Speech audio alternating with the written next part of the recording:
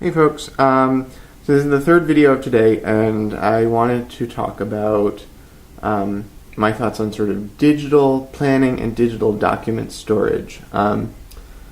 And this was prompted by Alan, who sent me kind of a thought-provoking question about whether I considered or had tried digital solutions for these two things. And so the short answer is yes, I've tried. And the long answer is long, so I'll give it to you now. I will say that my sort of heavy use of paper for planning purposes is recent. I had actually spent several years of trying to use electronic systems for planning, task management, time management, and just found that they just, for me, and the way that I plan, they just weren't working. They sort of they reinforced lots of bad habits that I felt like I had, and just really were a struggle for me. I didn't get control over them. I would use the email calendaring function at work. There was the calendar, the task list. You can share the calendar, you can share tasks, ticklers, reminders, all that stuff. So, I had tried to use it. Basically, I would end up with an enormous to-do list that was totally not prioritized in any way, shape, or form, that was entirely undone. Or half the stuff on it was done, half of it was not done. I could never discipline myself into maintaining it. And there's something about paper that it's satisfying to maintain it, and to some degree it forces you to maintain it, because at some point your binder gets full, or your filing cabinet gets full, or whatever. It's just sort of, you get these very strong cues that oh, I need to do something about this. Because digital storage is elastic, it seems like it's never ending, and so I would just end up with these ever growing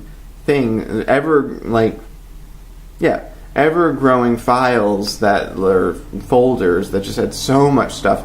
Figuring out what was the most recent, sort of what was the current one, was sometimes tricky.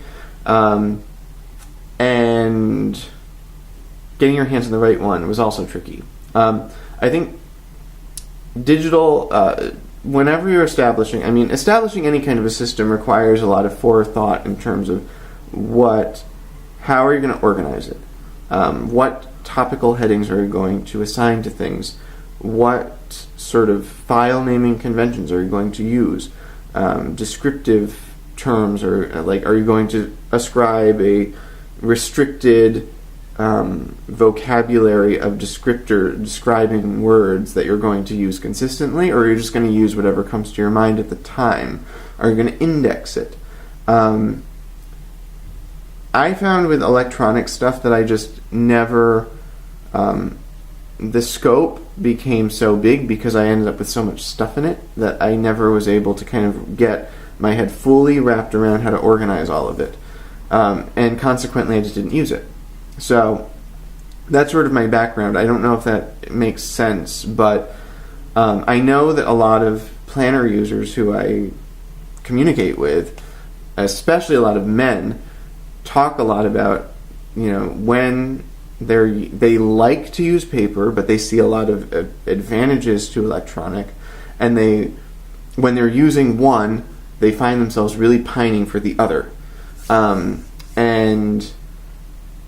I think that's natural. It's they do have different strengths, and for me though, it's basically what I have come to the point of.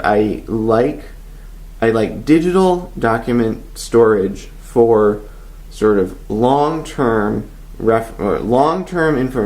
information that I have to store, that I'm not that I don't need to access right now. I just need to store it. I think that digital is great for that for me.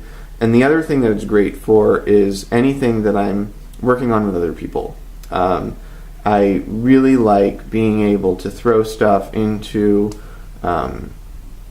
into one of the many available collaboration tools that are available on the web.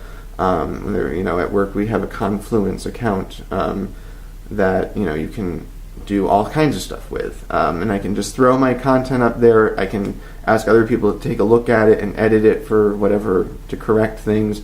They do that, then I can look at it. It can grow, it can be manipulated. I like the organic feel of it, but I'm really not for things that I'm working on right now, that are sort of active projects. I certainly have a copy of it electronically, but I like to have a copy in print. I just find it easier to work off of. I like the fact I can mark it up, I can draw on it, I can write on it. I can grab the file and take it into a meeting with me and have everything there with me.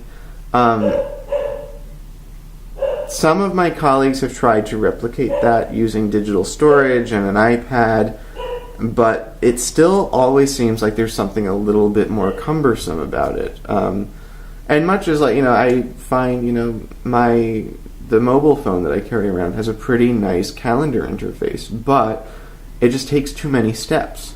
It's and the screen is too small to see what I'm trying to see, and so for me, I think print will continue to be the primary one and the primary system that I use, and it's just I struggle with the discipline of maintaining any of these systems, and electronic systems make it easier to procrastinate on regular maintenance of the system.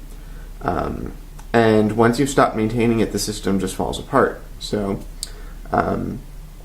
anyway, that's sort of my general feeling on this. And it's really pretty comprehensive. I've noticed, I've tried to use, what do they call that?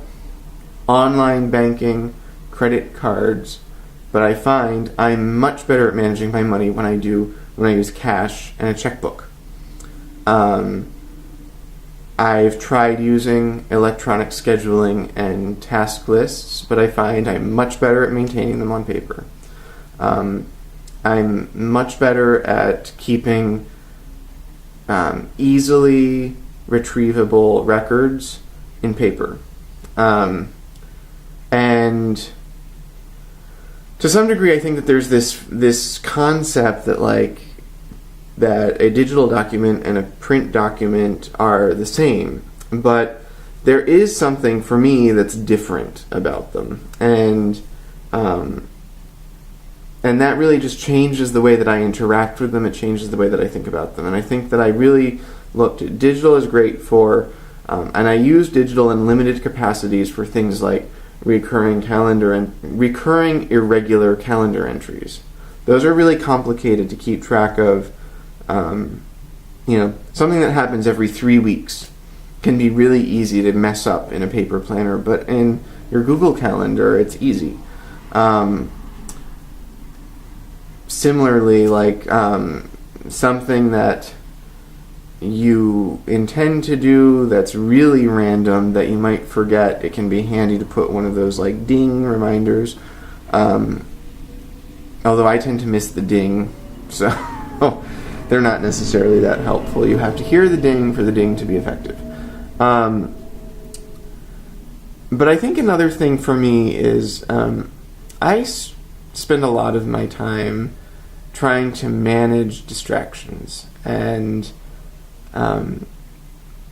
paper seems to be kind of inherently less distracting than if I was keeping all of my documents in Evernote and had to access them via my tablet or my laptop, anytime I open my tablet or my laptop or my phone, it's really easy for me to end up getting waylaid on some other thing that's not what I intended to do right now. That doesn't happen to me with my paper planner very much, and it also doesn't happen to me with my filing cabinet. So I think that that's a big part of why paper really becomes the best system for me. Not the only system, but just the best one. The one thing that I do, just to end this, that I really am pretty disciplined about is I really like the sharing aspects of digital calendars. And so once a week, I go through my personal planner, which is that's my master schedule, and I copy all of my appointments and all meetings, appointments, and any instance where I blocked out time to work on a project. I just set those as like appointments with myself. And I put those all into my electronic calendar at work so that my colleagues can see when I'm available and where to find me. So if there is an emergency and they need to find me, that they can see that I'm in a meeting with so-and-so in this room, or that I'm working on this project in this part of the building, or I'm off-site, or whatever. So if they want to set a meeting with me, it's easy for them to do that. They can just use that meeting scheduler thing and see when I'm available. And if they need to find me in an emergency, they have the information to help them find me. I only really do that reconcile once a week, so it's a little sloppy, but it's better than nothing. The other thing that I do in that reconciliation is, I'm not saying that correctly, am I? Doesn't sound right. Anyway, a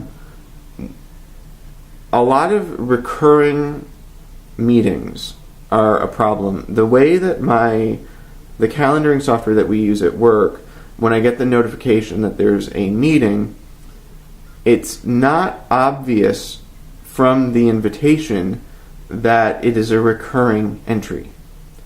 And so I'll look at it and I'll see for the first instance, yes, I'm free, and I'll click yes.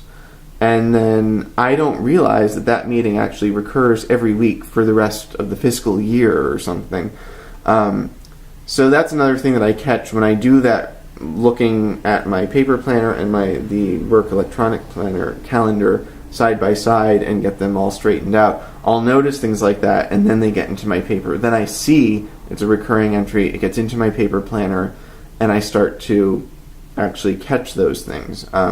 I learned to do that because I actually missed a couple of meetings because I just didn't realize that they were recurring entries. So anyway, that's my thoughts on that. If you have any questions, let me know. I don't know how clear I've been. It's a little bit,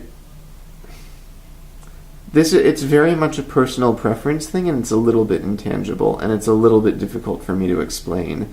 But paper works for me, and so despite the fact that I've really tried electronic stuff a few times, I just find it rapidly spirals out of control, and that's mostly because of the way that I use it, but that's where I'm at. So let me know what you think. Let me know if you have questions, comments, suggestions, and we'll talk soon.